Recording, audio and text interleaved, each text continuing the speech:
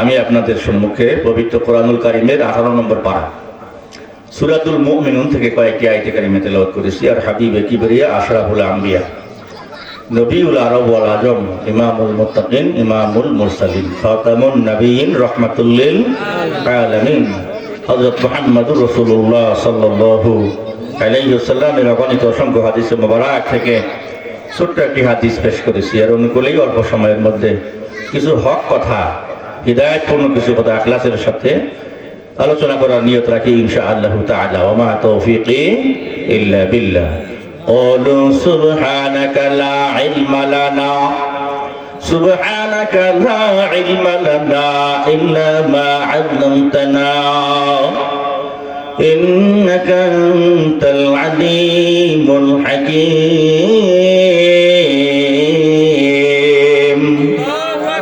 আওয়াজ দিয়ে আল্লাহু আকবার, আরো জোরে আল্লাহু আকবার। রব আমার মালিক, আমার খালিক, আমার আল্লাহ, তৌফিক যদি দেন তবেই তো কথা বলা সম্ভব। তৌফিক যদি না দেন দুনিয়ার কোন বক্তার একটা কথা বলার কোনো ক্ষমতা নাই।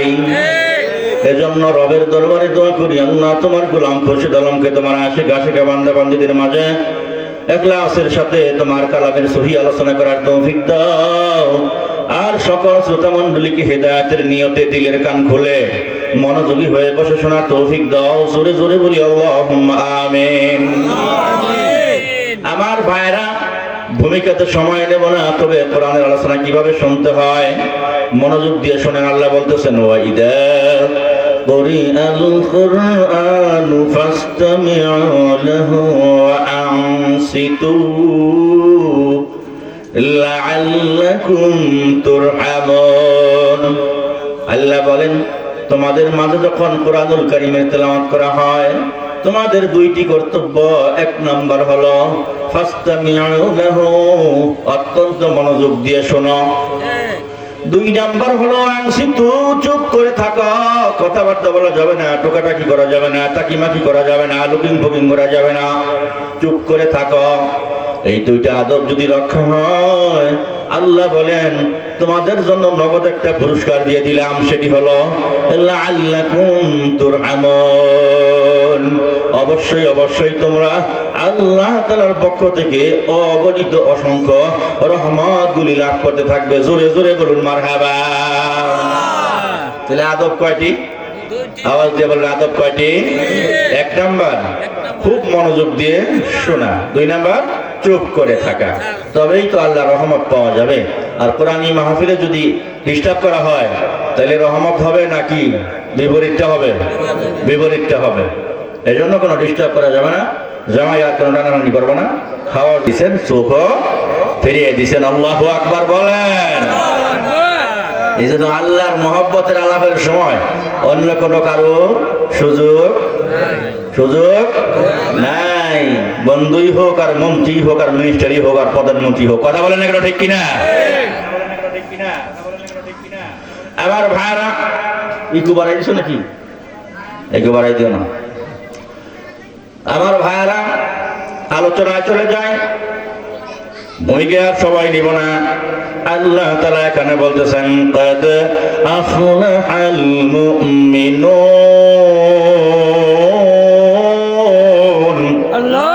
আমার আল্লাহ বলেন মুমিনগণ কামিয়াব হয়ে গেছে, মুমিনগণ সফলতা লাভ করছে, সাকসেসফুল হয়ে গেছে, কমপ্লিটলি সাকসেসফুল।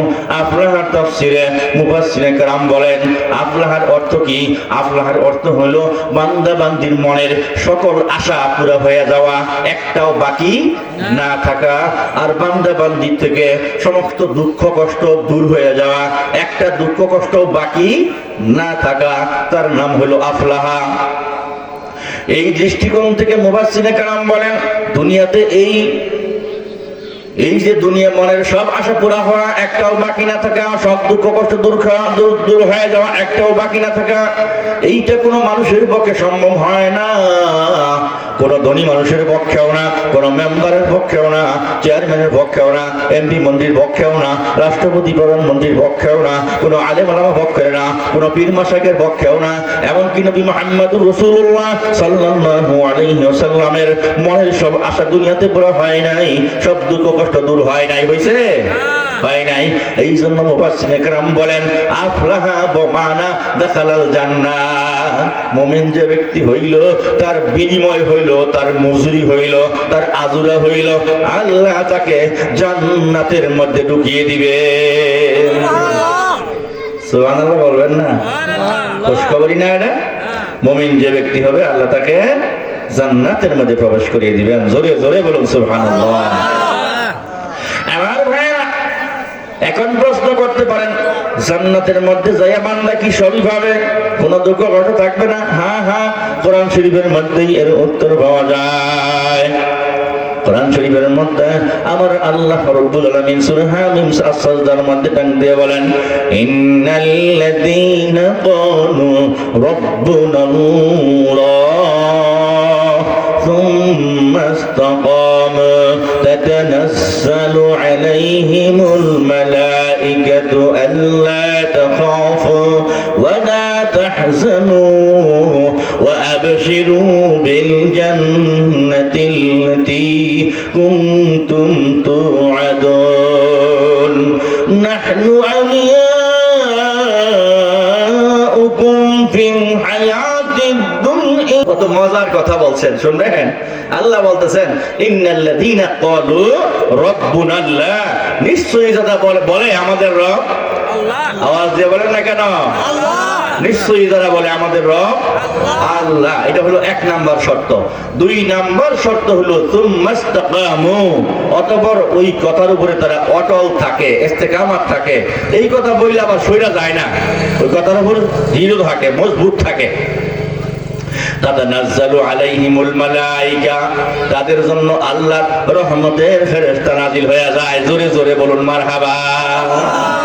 আল্লাহর রহমতের ফেরেশতা নাজিল হয়। কোন সময় নাজিল হয়?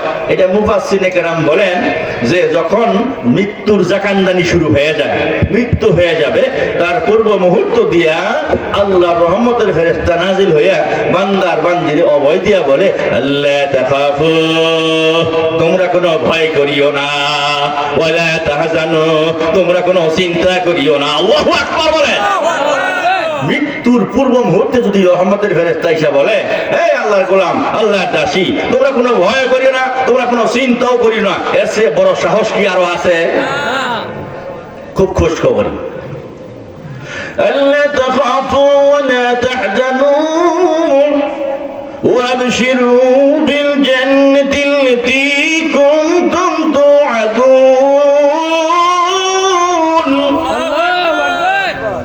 ফেরেশতারাও ডাক দিয়ে বলে, তোমাদের জন্য আরো একটা সুসংবাদ দিলাম, সেটি হলো যে এমন জান্নাতের সুসংবাদ তোমরা গ্রহণ করো যে জান্নাতের ওয়াদা আল্লাহ নিজেই তোমাদের সাথে করেছেন। আল্লাহ ওয়াদা করছেন তোমাদেরকে জান্নাত দিবেন, সেই জান্নাতের সুসংবাদ তোমাদেরকে দিতেছি। জোরে জোরে বলুন মারহাবা। এরপরে ফেরেশতারা ডাক দিয়ে বলে, নাহনু আউলিয়াউকুম ফিল হায়াতিদ দুনিয়া ওয়া ফিল আখিরাহ, আমরা তোমাদের দুনিয়াতেও বন্ধু, আখিরাতেও বন্ধু।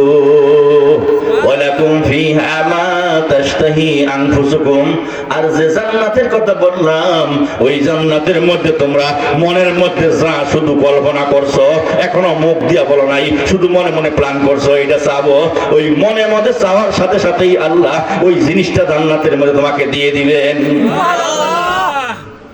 ওয়ালাকুম ফিহা মা তাদাউন, আর জবান দিয়েও যা বলবা তাও তোমরা সেখানে সাথে সাথে পেয়ে যাবা।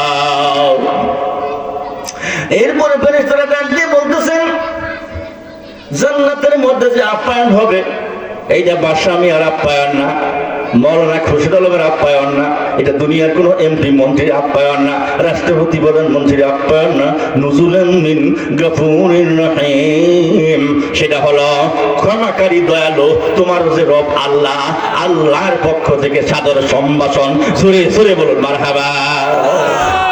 আল্লাহ যদি আপ্যায়ন করে কি চাইবেন আমরা সেখানে? যদি কয় যে মুরব্বী যদি কয় যে আগে তো ওই যে কি করে কয় লম্বা লম্বা কচু, নারিকেলে কচু না, নারিকেলে কচু দিয়ে আর একটু ইলিশ মাছ দেখাইতাম। আর ইলিশ মাছটা হয়তো হবে 40 কেজি ওজন। যদি চাই দেওয়ার কোনো সম্ভব আছে গো? দিহাবো কেউ 40 কেজি ইলিশ আছে? কিন্তু জান্নাতের মধ্যে যে মুরব্বী যদি কয় আল্লাহ 100 কেজি ওজনের ইলিশ চাই আর নারিকেল কচুটা ভাগ করে এখন দিবা, বলার সাথে সাথে 1 মিনিটের মধ্যে দেখবেন যে ওই 100 কেজি ওজনের ইলিশ আর নারিকেল কচুটা ভাগ করে ভুনা করে সামনে আইনা হাজির করে দিছে। আল্লাহু আকবার বলবেন না? মধু কত টাকা কেজি? হ্যাঁ, আর আপনার জান্নাতের নিচ দিয়া মধুর নদী বয়া দিবা আল্লাহ তাআলা, গ্রামের গ্রাম কলসিয়ে কলসিয়ে ভর্তি করে খাবেন। আল্লাহু আকবার বলেন। খাঁটি দুধের নহর নদী বয়া দিবে, দুধের মধ্যে কোনো ভেজাল নাই, পানি দেওয়া থাকবে না। হ্যাঁ, খাঁটি বিশুদ্ধ দুধ আর কলসিয়ে কলসিয়ে ভইরা খাবেন, যত মন চায় মনের মন খাবেন। কাটি দুধ খাবেন, কাটি মধু খাবেন, বিশুদ্ধ পানি পান করবেন। আর কি হবে? ওয়াসাকাহুম রাব্বুহুম শারাবান তাহুরা। আর তাদেরকে আল্লাহ রব্বুল আলামিন শরাবান তাহুরা পান করাইবেন। শরাবান তাহুরা মানে কি? পবিত্র পানীয়, পবিত্র পানীয়, যেটাকে আমরা বলি শরবত। কি বলি? শরবত বলি। এই পবিত্র শরবত খাওয়াইবেন। আবার ভণ্ডদের ফলাই হইরা আবার নাফাক জিনিস খেয়ে শরাবান তাহুরা মনে করে পান করেন না। দুনিয়াতে এমন কিছু ভণ্ড ছন্দ আছে, এলম নাই কালাম নাই, ওরা শরাবান তাহুরা বানায় কি জানেন? আস্তাগফিরুল্লাহ, আস্তাগফিরুল্লাহ।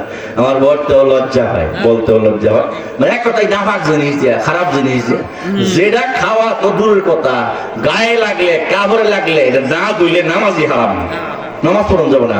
ওই জিনিস দিয়ে ওরা ওই পায়েসের সাথে দিয়া কয় এটা সবার করতে হবে। নাউজুবিল্লাহ বলবেন না তো? একবারে আপনার কল্পটা নষ্ট করে দিবে, একবারে নষ্ট। ওই কলবে আর কিছু কাজ হবে না। আমার ভাই বলতেছিলাম জান্নাতের নাজ নেয়ামত যদি বলতে থাকি বহু সময় লাগবে, সংক্ষেপে বললাম জান্নাতের মধ্যে যা চাইবেন তাই পাইবেন। সবচেয়ে মজার হলো জান্নাতের মধ্যে, মজার হলো কি বলেন? জান্নাতের মধ্যে সবচেয়ে মজার কি হবে? নারী। হ্যাঁ হ্যাঁ, হুর বলছেন। আরেকেউ বলেন তো দেখি, বলে দিব আমি, সমস্যা নাই, লজ্জার কিছু নাই। জান্নাতের মধ্যে সবচেয়ে বেশি মজার কি হবে? জান্নাতের মধ্যে সবচেয়ে বেশি মজার হবে আল্লাহর দিদার। আল্লাহু আকবার বলেন, আল্লাহু আকবার। আল্লাহর দিদারের সামনে আঁকবেন, দেখবেন যে হরিরা চতুর্দিক দিয়ে আপনার চতুর্দিক দিয়ে নাচতেছে আর খাইতেছে, আর কত খাবার পরিবেশন করতেছে, কত গেলমানের খেদমত করতেছে, যা চাইতেছেন তাই হইতেছেন। এই তো বছরে আল্লাহ রব্বুল আলামিনের আওয়াজ যদি পায় বান্দা পাগল হয়ে যাবে, আল্লাহর বান্দি দাসী পাগল হয়ে যাবে। সবকিছু বাদ দা আমার মাবুদরে দেখবো, যে মাবুদরে না দেখা কনকনা শীতের মধ্যে উঠা ঠান্ডা পানি দিয়ে ওযু করে মসজিদের মধ্যে যাইতাম। ওই মালিককে কোনোদিন দেখি নাই, দুনিয়াতে কোনোদিন দেখি নাই। মালিককে যখন দেখার খবর আইছে সব বাদ দিয়ে দিয়ে আমার মালিককে দেখবো। আল্লাহু আকবার বলেন, আল্লাহু আকবার। দেখবেন তো দেখবেন, 1 ঘন্টা 2 ঘন্টা না, 1 মাস 2 মাস না, 1 বছর 2 বছর না, হ্যাঁ 50,000 বছর তাকে থাইকা আল্লাহ বলবো এখন আমি দিদার দেওয়া বন্ধ করে দেখবো না, আল্লাহ আরো দেখবো, আরো দেখতে মন চাই। আল্লাহু আকবার বলেন। তো একজনে কতক্ষণ ধরে দেখতেছ? কয় আল্লাহ কেমন না শুরু করলাম, মাত্রটা কয়েক মিনিট হইলো। কয় না, আরে বোকারা, তোমরা দেখতেছ আমাকে, এতে 50,000 বছর পার হয়ে গেছে। আল্লাহু আকবার বলেন। জান্নাতের মধ্যে আল্লাহর দিদার কে কে চাই? আল্লাহু আকবার বলে হাত তোলো। লিল্লাহি তাকবীর, লিল্লাহি তাকবীর। আল কোরআনের আলো, কোরআন সুন্নাত যেখানে, হক্কানি আলেম ওলামা যেখানে, মসজিদ মাদ্রাসা যেখানে, আল্লাহ তুমি কবুল করো, বলুন আমিন। আমার ভাইরা, আর জান্নাতের মধ্যে আল্লাহর দিদার পাইতে হইলে প্রথম যে গুণটা দরকার, সেই গুণের নাম হলো ঈমান। ঈমান হাসিল করার পরে আপনার নাম হয়ে যাবে মুমিন।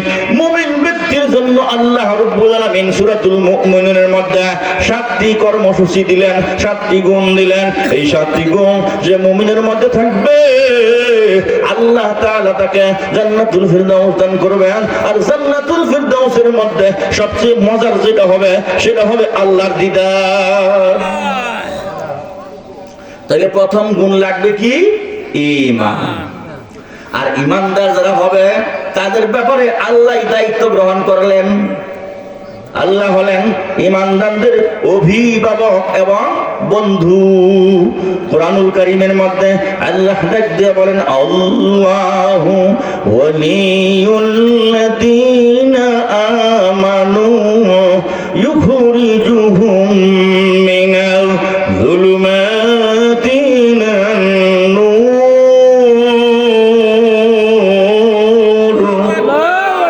আমার আল্লাহ বলেন, আল্লাহ হলেন মুমিনদের, ঈমানদার ব্যক্তিদের অভিভাবক আর বন্ধু।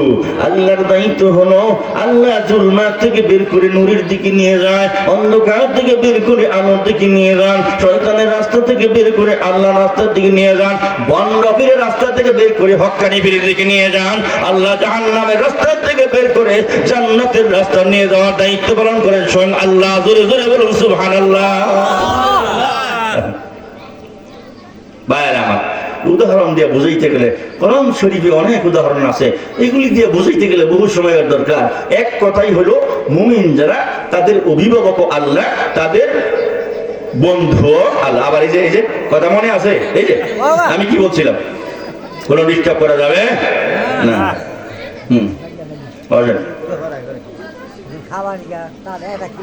খাওয়া বড় না, এই জামাই দেহ বড় না রুহ বড়। দেহের খাবার প্রতিদিন 3 বার দেয়, রুহের খাবার কয়বার দেওয়া হয়? এখন দেহের খাবার না, রুহের খোরাক চলছে। কি বলেন? দেহের খাওয়া যদি প্রতিদিন 3 বার দেই ভাই, রুহের খাওয়া কমপক্ষে 10 বার দেওয়া দরকার ছিল। কিন্তু আল্লাহর এমন গোলাম পাওয়া যাবে যারা দেখা যায় দেহের রুহের খাবার দিনে 10 বার তো দূরের কথা, মাসেও 1 বারও দেয় না। দেহের খাবার না দিলে দেহ যেরকম দুর্বল হয়ে যায়, রোগাক্রান্ত হয়ে যায়, রুহের খাবার না দিলেও রুহ দুর্বল হয়ে যায়, রোগাক্রান্ত হয়ে যায়। আল্লাহর গোলাম প্রশ্ন করতে পারেন, দেহের খাবার কি আবার রুহের খাবার কি? দেহ বানাইছে আল্লাহ 4 সিজ দিয়া, ওদের মধ্যে ঘুরাইলাম ওই কথা বলে দেখা। দেহ বানাইছেন আল্লাহ 4 সিজ দিয়া, আতশ খাক বা আগুন পানি মাটি বাতাস। এই জন্য আল্লাহ তাআলা 4 সিজ দিয়ে এই দেহের খাবারের ব্যবস্থা করলেন। জমিনে খাদ্য ফসল উৎপন্ন হয়, এটা হলো মাটি। আকাশ থেকে আল্লাহ পানি নামায় দেন, এই হলো 2 সিজ। আর এই পানি আর মাটি ফসল হয় না যদি সূর্যের তাপ না দেওয়া হয়। সূর্যের তাপ হলো আগুন, এই হলো 3 জিনিস। এখন মাটি পানি আর সূর্যের তাপেই খাদ্য হয় না, ফসল হয় না।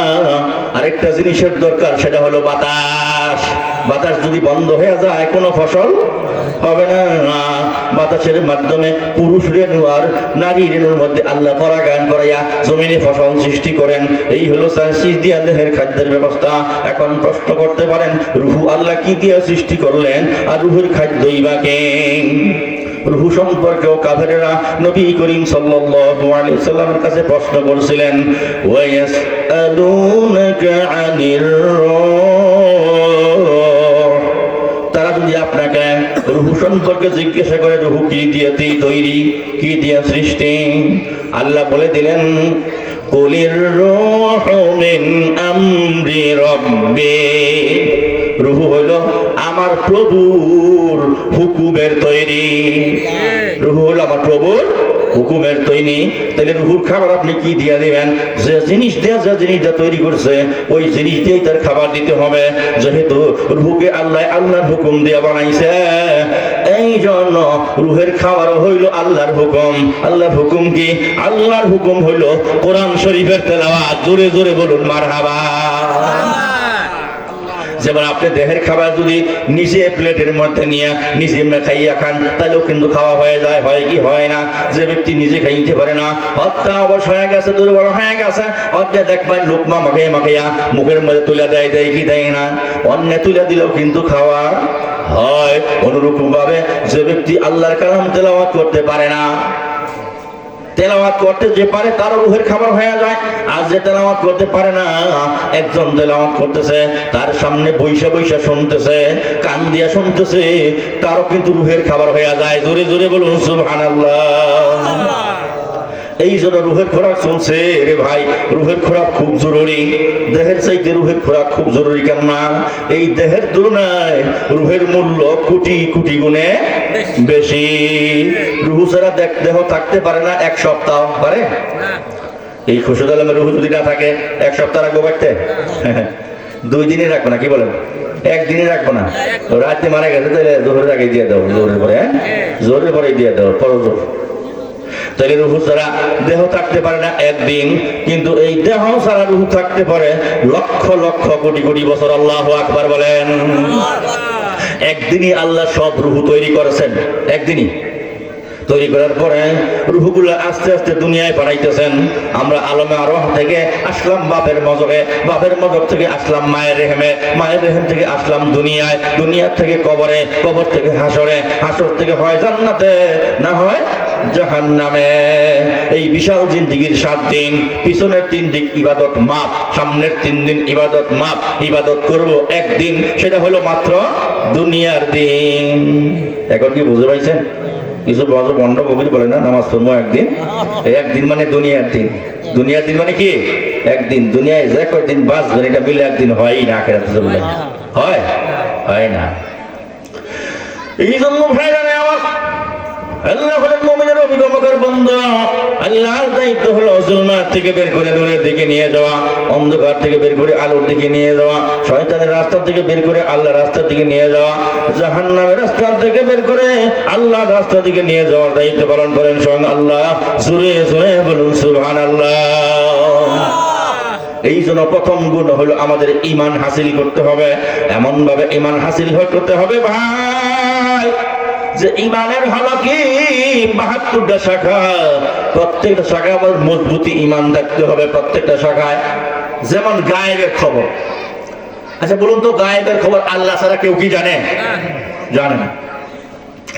গায়েবের খবর আল্লাহ ছাড়া কোনো পীর মাশায়েখ তো দূরের কথা, কোনো নবী রাসূলও জানেন না। কোরআন শরীফ হলো তার দলিল। আল্লাহ বলেছেন, ওয়া ইনদাহু মাফাতিহুল গায়বি লা ইয়ালামুহা ইল্লাহু ওয়া ইনদাহু মাফাতিহুল গায়বি, গায়েবের চাবিকাঠি একমাত্র আল্লাহর কাছে।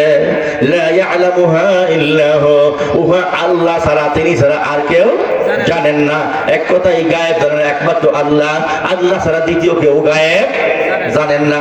এখন যদি আমি এখানে খুঙ্গা চালা বসে বলি যে আমার পীর মাশায়েখ সেই ঢাকার থেকে আমাকে দেখতেছে, ওয়াজ করতেছি, এই একইটা যদি পোষণ করি, ঈমান থাকবে? ঈমান চলে যাবে।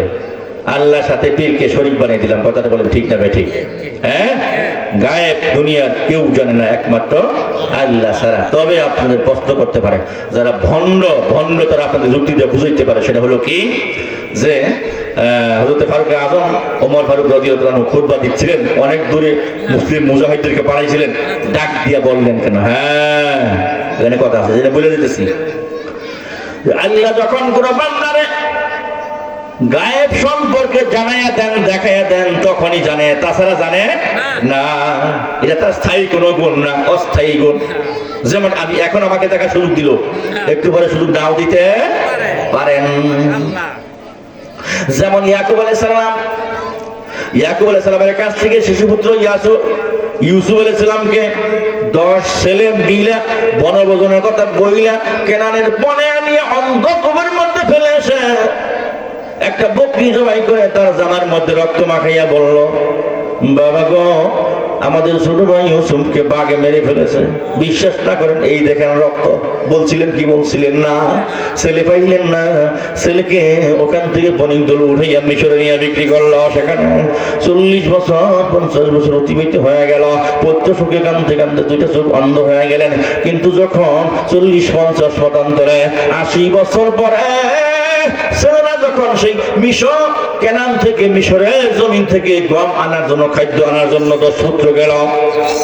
খাদ্য যখন নিয়ে আসলো, দ্বিতীয়বার যখন তারা যাবে, দ্বিতীয়বার তার ছোট পুত্র ইউসুফ আলাইহিস সালামকে আর তার সাথে আরেক পুত্র রয়েছিলেন বড় পুত্র রবেন, এই দুইজনকে খোঁজ করতে পারলেন।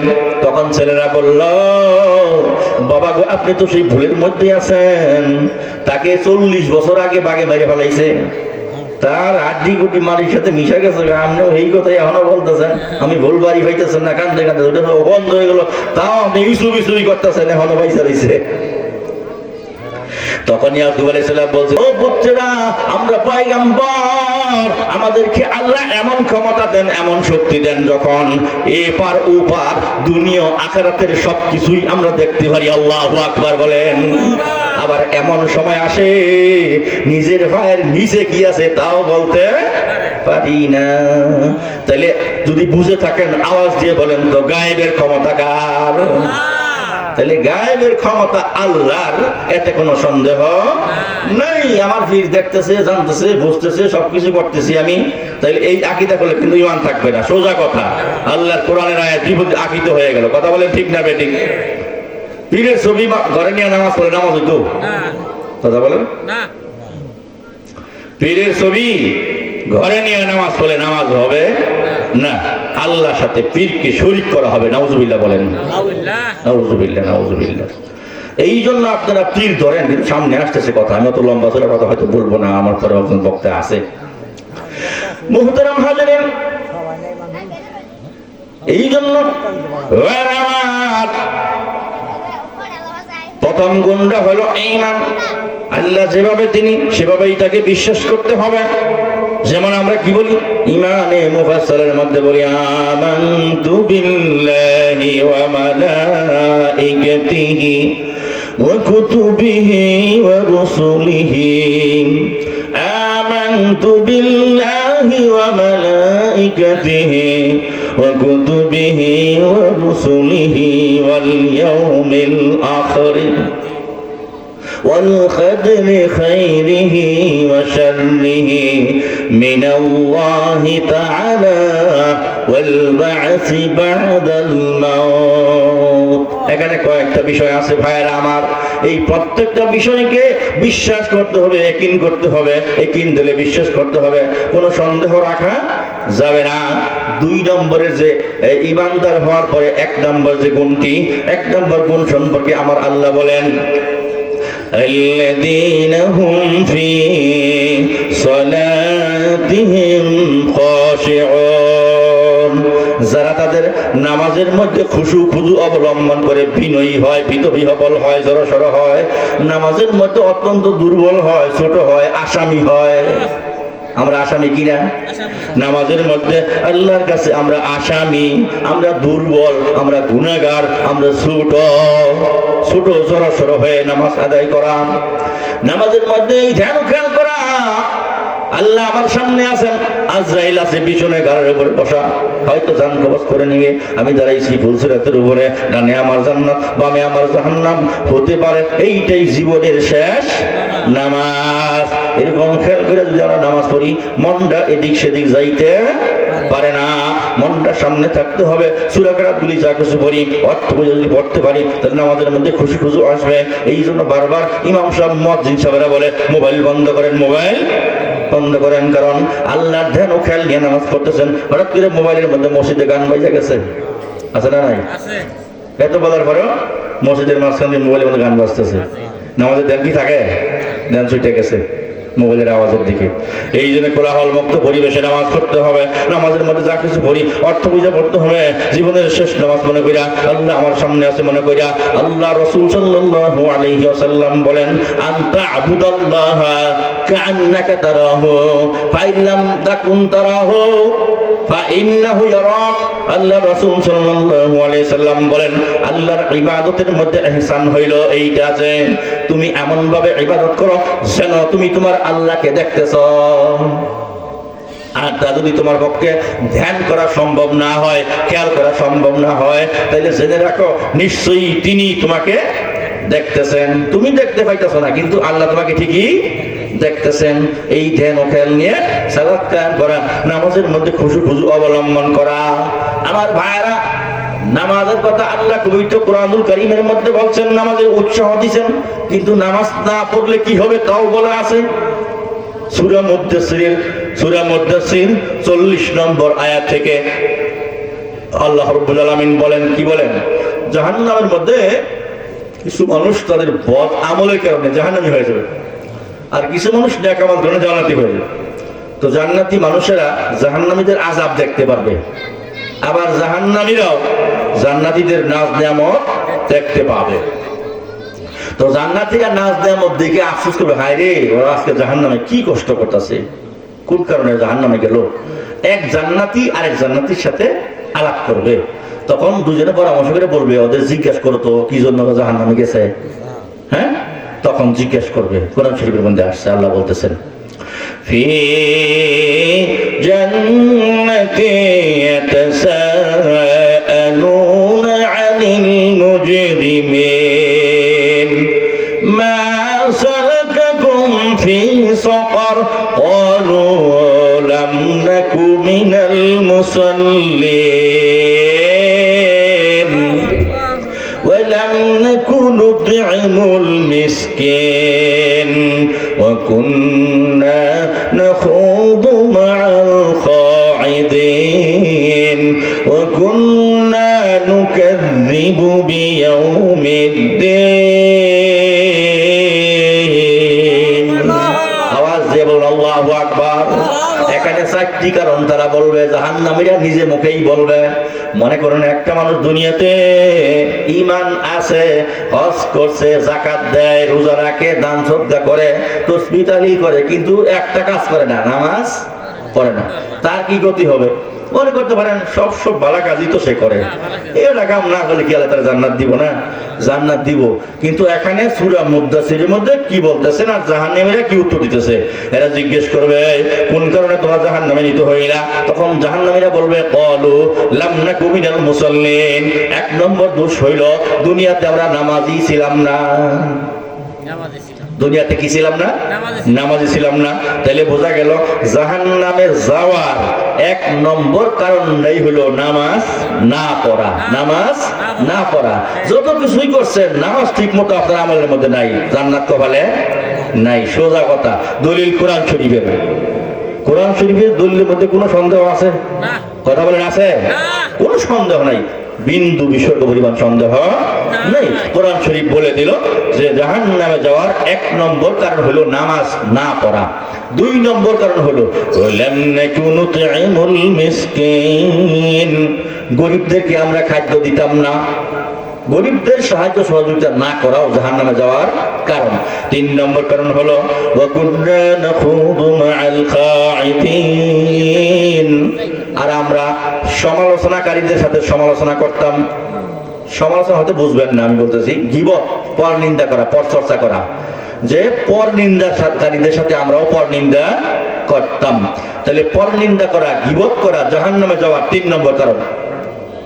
চার নম্বর কারণ হলো ওয়া কুন্না নুকাযযিবু বিয়াউমিদ্দিন, এই বিচারের দিনকে আমরা অস্বীকার করতাম, বলতাম মারা গেলেই সব শেষ, কিসের আবার বিচার দিছে? হ্যাঁ, বিচার আছে, এটা আমরা বিশ্বাস করতাম না। চার নম্বর কারণ হলো পরকালকে অস্বীকার করার কারণে জাহান্নামে আসতে হয়েছে। চিৎকার করে বলুন নাউযুবিল্লাহ। তাহলে সূরা মুদ্দাসিরের মধ্যে আমরা পাইলাম কয় কারণে মানুষ জাহান্নামে যাবে? চার কারণ। এক নাম্বার কারণ কি? নামাজ না পড়া। সবাই বলেন একটু কষ্ট করে, নামাজ না পড়া। দুই নাম্বার কারণ কি? গরিবদেরকে খাদ্য না দেওয়া, গরিবদেরকে দান সদকা না করা। তিন নাম্বার কারণ হলো গীবত করা। তিন নাম্বার কারণ কি? গীবত করা, পরের দোষ চর্চা করা। আর চার নাম্বারটা কারণ হলো, চার নম্বর কারণটা হলো পরকালকে অস্বীকার করা। পরকালকে অস্বীকার করা চার নম্বর কারণ, পরকালকে অস্বীকার করা। এই চার কারণে মানুষ জাহান্নামে যাবে। তাহলে বুঝে থাকলে বলুন, নামাজ 5 ওয়াক্ত পড়ার দরকার আছে না নাই? আমার মা বোনরা শুনতে শুনতে ভালো করে, পর্দার অন্তরালে অনেক মা বোনরা আছেন, ভালো করে শোনেন। যত কিছুই করেন, নামাজ 5 ওয়াক্ত না পড়লে জান্নাতে যাওয়া যাবে না, জাহান্নামে যেতে হবে। যদি রাজি থাকি কে কে আজ থেকে নিয়ে আজীবন পর্যন্ত মৌত পর্যন্ত আমরা 5 ওয়াক্ত নামাজ যত্ন সহকারে পড়বো, আল্লাহর কাছে আশা করি। আল্লাহু আকবার বলে হাত তুলে দেখান। আল্লাহ তোমার কুদরতি নজর দিয়ে তাকিয়ে দেখো, আমরা যতদিন দুনিয়াতে বাঁচাই রাখো ততদিন 5 ওয়াক্ত নামাজ যত্নের সাথে আদায় করার তৌফিক দিও। জোরে জোরে বলি আল্লাহুম্মা আমিন। মুহতারাম হাজিরিন, তাইলে মুমিনের 1 নম্বর গুণ হলো নামাজের মধ্যে খুজু অবলম্বন করে, ভয় নিয়ে নামাজ পড়ে, ভীতবিহ্বল হয়ে নামাজ পড়ে, সরসর হয়ে নামাজ পড়ে, উদ্ধত হয়ে নামাজ পড়ে না। কেননা আমরা তো আসামি, আল্লাহ হলেন হাকিম। দুনিয়ার জমিনে বান্দা যদি কোনো কোর্টের আসামি হয়, আসামি হওয়ার পরে হাকিমের সামনে কিন্তু সরসর হয়ে দাঁড়ায়, ঠিক কিনা? আর দুনিয়ার যে হাকিম, ওই হাকিমের তুলনায় আমার আল্লাহ হাকিম কি ছোট না বড়? কত বড়? হিসাব আছে? কোন হিসাব নাই, কোন তুলনা নাই। এই জন্য আল্লাহ এত বড় আহকামুল হাকিমিন, সেই হাকিমের সামনে বান্দা তুমি বান্দার মতো হইয়া, গোলামের মতো হইয়া, কামলার মতো হইয়া, রাখালের মতো হইয়া, আসামির মতো হইয়া তুমি নামাজ পড়বা। এত ছোট হইয়া নামাজ পড়বা, মালিক তোমার সামনে খাড়া আছে। আল্লাহু আকবার বলে। আর বান্দা যখন নামাজের মধ্যে যখন বান্দা সূরা কিরাত পড়ে, তাসবিহ তাহলিল পড়ে, তখন বান্দার সাথে আল্লাহর সাথে মুহাব্বতের আলাপ হইয়া যায়, প্রেমের আলাপ হইয়া যায়। আল্লাহু আকবার বলে। নামাজের মধ্যে আল্লাহর সাথে কি হয়? আলাপ হয়, আলাপ হয়। কত হয়? আল্লাহু আকবার বলবেন না? কি মজার কথা, কয়টা বলবো? যদি আমি প্রত্যেকটা তাফসীর করতে যাই তাহলে 2 রেখাও শেষ হবে না। যে আয়াত শুরু করছি, কিন্তু সংক্ষিপ্ত আকারে শোনেন। সূরা ফাতিহা আমরা আমাদের মধ্যে পড়ি কি পড়ি না? কয়টা আয়াত আছে? 7টা। মাশাআল্লাহ, 7টা। এই 7 আয়াত কার আল্লাহ দিয়েছে জানেন? আল্লাহু আকবার। 7 আয়াতের প্রথম 3 আয়াত আল্লাহ নিজে নিছে, শেষের 3 আয়াত বান্দারে দিছে। আল্লাহু আকবার বলেন। মাঝখানে কয় আয়াত থাকে? এক আয়াত আল্লাহ দেবেন ইনসাফ করছে, বেইনসাফ করেন নাই। এক আয়াতের অর্ধেক আল্লাহ নিছে আর অর্ধেক বান্দারে দিয়ে দিছে। আল্লাহু আকবার বলেন। 6.5 আয়াত। এই 7টা আয়াত সমান 2টা ভাগ করে, একবারে ছোট পরিমাণ বেশ কম নাই, সমান 2টা ভাগ করে 3.5 আয়াত আল্লাহর গুণ কীর্তন প্রশংসা, আর 3.5 আয়াত হলো বান্দার চাওয়া পাওয়া। আল্লাহু আকবার বলেন। সংক্ষিপ্ত করে বলে দেই, সূরা ফাতিহা তাফসীর শুরু করা যাবে না। তাফসীর শুরু করেছি সূরা মুমিন থেকে, বলতেছে কি? আলহামদুলিল্লাহি রাব্বিল আলামিন।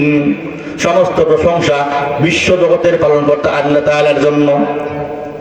আলহামদু, বান্দায় কয় আলহামদু। আবার আল্লাহ ডাক দিয়ে বলেন লিমানিল হামদু, তুমি কার প্রশংসা করো? কয় লিল্লাহ, আল্লাহর প্রশংসা। হ্যাঁ, আল্লাহ কয় মানিল্লাহ, আল্লাহ আবার কে? বান্দায় কয় রব্বুল আলামিন। আমার আল্লাহ হলেন জগৎ সমূহের পালনকর্তা। যত জগৎ আছে সব জগৎকেই আমার আল্লাহ এক হাতে লালন পালন করতেছেন। আর কোন মন্ত্রী মিনিস্টার লাগে না, পিএস লাগে না, নৌবাহিনী বিমান বাহিনী কিছুই তার লাগে না, র্যাব বিডিআর কিছুই লাগে না। ফাআলুল লিমা ইউরিদ, যেমন ইচ্ছা তেমন চালায়। আল্লাহু আকবার বলেন। কি আওয়াজ কম হইতেছে? মুরব্বীদের তো আওয়াজ কম হওয়ার কথা না, মরিচ পাকলে জাল কমে না পারে?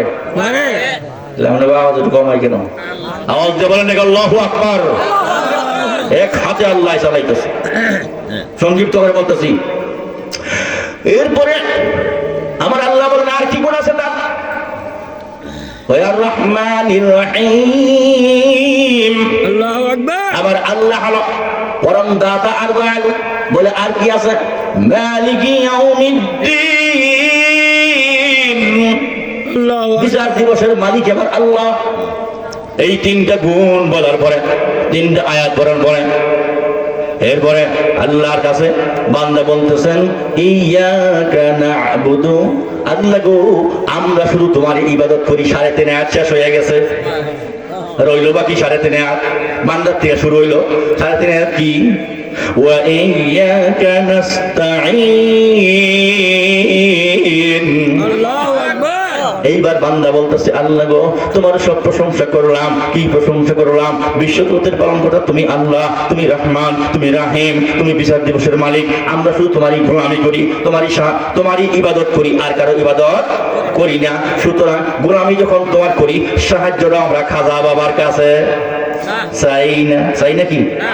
কয় না? কেউ ফিরে না খালি হাতে, খাজা তোমার দরবারে। হ্যাঁ ঠিকই তো। খাজার দরবার দিয়ে গামছা নিয়ে ফিরে কথা বললেন ঠিক কিনা? খাজার দরবার রাখি আছে, গোড়ার ডিম আছে। যদি বলেন কেউ ফিরে না খালি হাতে রব্ব তোমার দরবার থেকে, আল্লাহু আকবার বলেন। খাজার দরবারে কিছু নাই, আছে কিছু গাঁজা, কথা কয় না কে? খাজার দরবারে কিচ্ছু পাওয়া যাবে না, আছে কার দরবারে? আওয়াজ দিয়ে বলেন কার দরবারে আছে? ইবাদত যখন তোমার করি, সাহায্য তোমার কাছে চাই, কি চাও? এবার বান্দারা ডাক দিয়ে বলে ইহদিনাস সিরাতাল মুস্তাকিম। বান্দা ডাক দিয়ে বলে রব্ব মালিক গো, আমার 10 তলা বিল্ডিং এর দরকার নাই, মার্সিডিজ গাড়ির দরকার নাই, আমার দুনিয়াতে সুন্দরী নারী তো আমি চাই না, দুনিয়ার রাজত্ব চাই না, আমার সবচেয়ে বেশি যেটা দরকার, নেহায়েত প্রয়োজন যেটা, সেটা হলো ইহদিনাস সিরাতাল মুস্তাকিম। রব্ব তুমি আমাকে সরল সঠিক পথে জান্নাতের পথে পরিচালিত করো। জোরে জোরে বলুন সুবহানাল্লাহ। সিরাতাল মুস্তাকিমের ব্যাখ্যায় আমার আল্লাহ তাআলা বলে দিলেন সিরাতাল্লাযীনা আন'আমতা আলাইহিম, তাদের পথ যাদের প্রতি আল্লাহ তুমি অনুগ্রহ করেছো, দয়া করেছো। এরপরে কি গায়রিল মাগদুবি আলাইহিম ওয়ালাদ-দাল্লিন, তাদের পথ নয় যারা মাগদুব, যারা অভিশপ্ত, আর যারা পথভ্রষ্ট তাদের পথ নয়। শেষে কি বলি? আমিন। আল্লাহ তুমি কবুল করো। মুহতারাম হাজিরিন, কি বলতেছিলাম তাইলে? নামাজের কথা বলতেছিলাম। মুমিনের 7 গুণের মধ্যে এক গুণ হলো যারা নামাজের মধ্যে বিনয়ী হয়, ভীত বিহ্বল হয়। 2 নম্বর গুণ হলো ওয়াল্লাযীনা হুম আনিল লাগবি মুরিদুন। 2 নম্বর গুণ হলো আমার মুমিন বান্দারা কি হবে, তাদের 2 নম্বর গুণ থাকতে হবে কি? তারা বাজে কথা বাজে কাজ থেকে নিজেকে দূরে সরাইয়া রাখে। যেমন কিছু মানুষ আছে মসজিদে নামাজেও যায়, আবার নামাজ থেকে আইসা চাষতলে বৈশা টিভির পর্দার মধ্যে অশ্লীল নাচ গান অশ্লীল নাচ গানগুলা বেহায়া পায়া গুনা দেখে কি দেখে না? এগুলো ভালো কাজ না বাজে কাজ? কথা বলেন, বাজে কাজ এগুলা। এগুলোর মধ্যে শরীক হলে জান্নাতুল ফেরদাউসের ওয়াদা আল্লাহর নাই, সোজা কথা। এগুলি থেকে দূরে থাকতে হবে, সোজা কথা। কোরআন শরীফের আয়তন আজে বাজে কোনো কথা না। কোরআন শরীফের ডাইরেক্ট তাফসীর করছি, তাও সংক্ষিপ্ত তাফসীর, লম্বা সূরা না। 2 নম্বর গুণ। 3 নম্বর গুণ হলো ওয়াল্লাযীনা হুম লিয-যাকাতি ফাঈলুন। 3 নম্বর গুণ হলো যারা তাজকিয়াকে পরিপূর্ণ করে, যাকাতকে পরিপূর্ণ করে। এখানে এই মুফাসসিরে কেরাম বলেন যেখানে মালের যাকাত দেওয়া হয় সেখানে ইতা মাসদার থেকে এসেছে, আর যেখানে এখানে আল ফেল মাসদার থেকে এসেছে। ওলামা কেরাম না জানেন, ভাষা আলামা কেরাম আছে, ভালো করে বুঝবেন।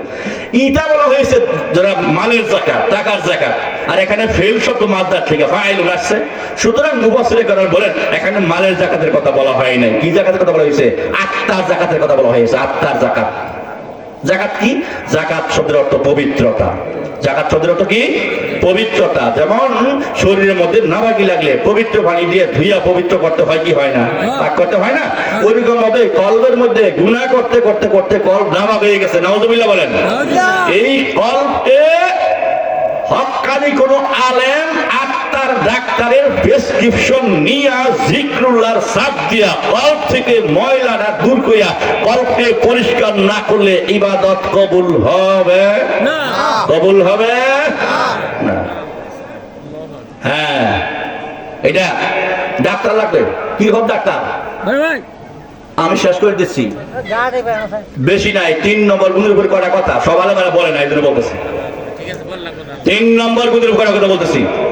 তাজকিয়া নফস, আত্মশুদ্ধি কাকে বলে? আত্মশুদ্ধি কার কাছে পাবেন?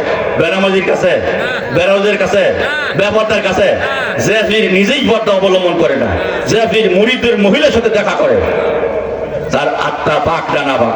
পর্দা ফরজ, ওটা কি ফরজে আইন। নামাজ যেরকম ফরজ, পর্দা সেরকম ফরজ। সে তার মহিলা মুরিদের সাথে মুসাফা করে, সাক্ষাৎ করে, ওই মুরিদের ওই পীরের আত্মাই না পাক। তার কাছে গেলে কি হবে জানেন? যেমন আপনি মসজিদে গেছেন নামাজ পড়ার জন্য, বাড়িতে ওযু করে গেছেন, রাস্তায় যাওয়ার সময় ওযু ছুটে গেছে, ছুটে কি ছুটে না, হ্যাঁ রাস্তায় ছুটে গেছে। এখন তারা থেকে হায় হায় ইমাম সব খুতবা দিচ্ছে, আমার ফরজ নামাজ ধরতে হবে, এখন কলে গেছেন, কলে পানি নাই, এই তাড়াতাড়ি করে মরারে ছুঁই দিয়ে কারেন্ট নাই।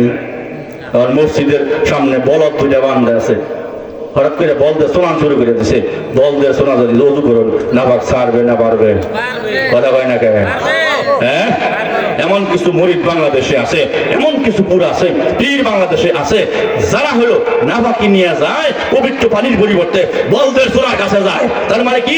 যে ইলম নাই, কালাম নাই, নামাজ নাই, রোজা নাই, হজ নাই, যাকাত নাই, পাক নাই, সাফ নাই, বগল পরিষ্কার করে না 6 বছর ধরে, বগলের মধ্যে গন্ধ হয়, কথা কয় না কেন?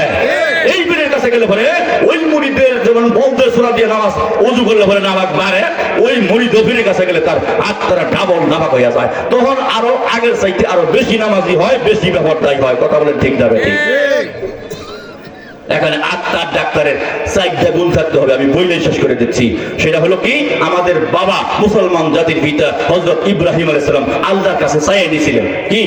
রব্বানা ওয়াবআস ফীহিম রাসূলাম মিনহুম ইয়াতলু আলাইহিম আয়াতিক ওয়া ইউআল্লিমুহুমুল কিতাবা ওয়াল হিকমাতা ওয়া ইউযাক্কিহিম। আল্লাহু আকবার বলবেন না? আগামীকাল বলবেন? আওয়াজ দিয়ে বলেন আল্লাহু আকবার। আল্লাহর কাছে দোয়া করছিলেন 4 গুণ দিয়ে আল্লাহ রাসূল পাঠাও।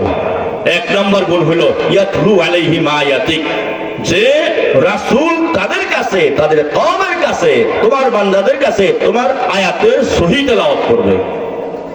1 নম্বর গুণ হলো পীরের 1 নম্বর গুণ হলো কোরআন শরীফের সহি তেলাওয়াত।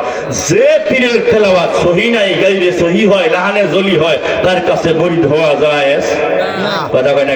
জায়েজ নাই। যে ইমামের কেরাত লাহানে জলি হয়, তার পিছে নামাজ পড়া জায়েজ নাই। কি আছে নাকি জায়েজ? কথা কয় না কেন?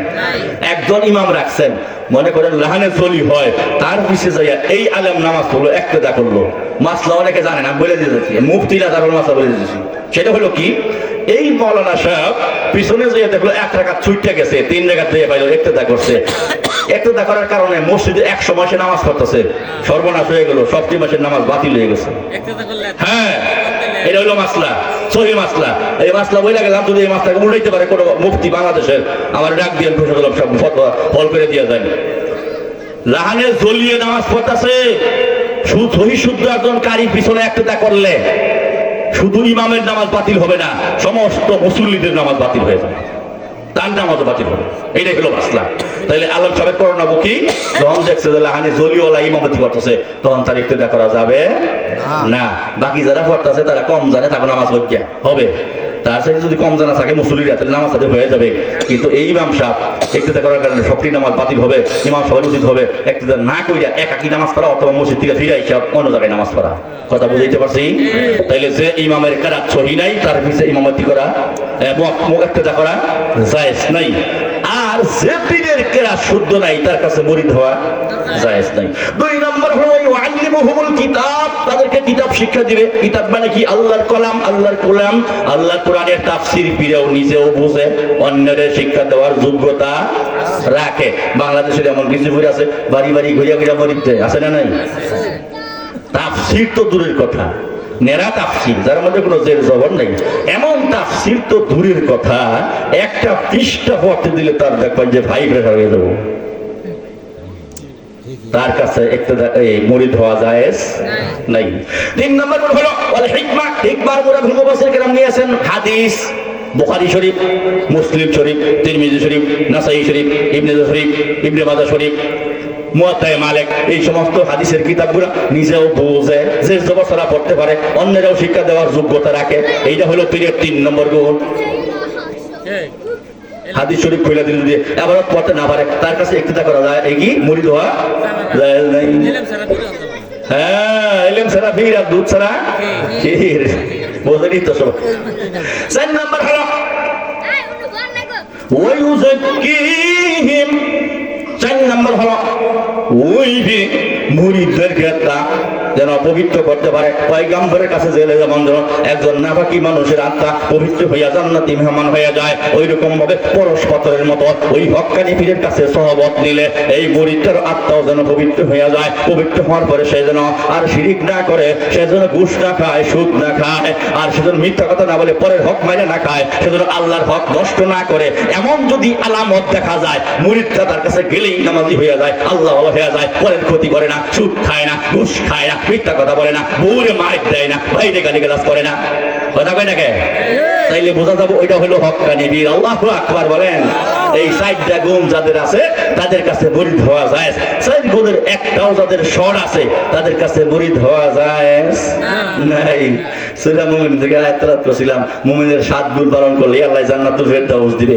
আরগুলা তাফসীর না অর্থ করে দিচ্ছি। 4 নম্বর গুণ হলো যারা পর্দার হেফাজত করে, সতীত্বের হেফাজত করে। পর্দা পুরুষের জন্য ফরজ, মহিলার জন্য ফরজ। 5 নম্বর গুণ হলো আমানতের হেফাজত করে, আমানতের খেয়ানত না করে, ওয়াদা পালন করে, ওয়াদা খেলাফ না করে। 7 নম্বর হলো নামাজটা শুধু যত্ন সহকারে করে, নামাজটা নিজের গলার মালার চেয়েও দামি মনে করে, নামাজকে নিজের গলার স্বর্ণের হারের চেয়েও দামি মনে করে, নামাজকে যত্ন করে পড়ে। এক ওয়াক্ত নামাজ ছুটে গেলে জামাত না হলে সেজন্য আফসোস করে, এমন যত্ন যদি করতে পারে আল্লাহ বলেন উলাইকা হুমুল ওয়ারিসুন, তারাই হলো মালিক, আল্লাযীনা ইয়ারিসুনাল ফিরদাউসা হুম ফিহা খালিদুন, তারা হলো জান্নাতুল ফিরদাউসের মালিক। একবার ঢুকলে আজীবন আর কোনো দিন তাদের বের হতে হবে না। আল্লাহু আকবার বলেন। সংক্ষিপ্ত সময় আপনাদের আমি 3 ঘন্টার ওয়াজ, মনে হয় কত সময় গেছে, ঘন্টা খানিক মনে হয় গেছে, 1 ঘন্টার মধ্যে শেষ করে দিলাম। কষ্ট হয়েছে আপনাদের? হ্যাঁ, আল্লাহ আমাদের সবাইকে এই মুমিন হওয়ার পরে 7 গুণের আমলে বাস্তবায়ন করে জান্নাতুল ফিরদাউসের মালিক আল্লাহ দুনিয়া থেকে বানিয়ে যেন বিদায় করে নেন। জোরে জোরে বলি আল্লাহুম্মা আমিন। ওয়া মা আলাইনা ইল্লাল বালাগ। আসসালামু আলাইকুম। আল্লাহর সাথে মুমিনের মহব্বত কম না বেশি? তাহলে আল্লাহর কালামের সাথে মহব্বত কম হবে না বেশি হবে? আল্লাহর কালাম ছাড়া কালে যদি খুব মহব্বতের একজন বন্ধু আসে, আল্লাহ কালাম বাদ দিয়ে তার সাথে যে মুসাফা করবো, করলে কি প্রমাণ হবে? প্রমাণ হবে আল্লাহ থেকে তোমার বন্ধুর মূল্য বেশি। কথা ঠিক বলছি না ঠিক বলছি? আল্লাহর সাথে মহব্বত বান্দার যত বেশি, আল্লাহর কালামের সাথে বান্দার মহব্বত তত বেশি হতে হবে। আল্লাহর পয়গম্বর হযরত ইয়াকুব আলাইহিস সালাম, শিশুপুত্র ইউসুফ আলাইহিস সালাম আকাশের চেয়ে সুন্দর ছিলেন, আকাশের চাঁদের চেয়ে সুন্দর, আকাশের সূর্যের চেয়ে সুন্দর যে ছেলেটি, তার নাম ছিল হযরত ইউসুফ আলাইহিস সালাম।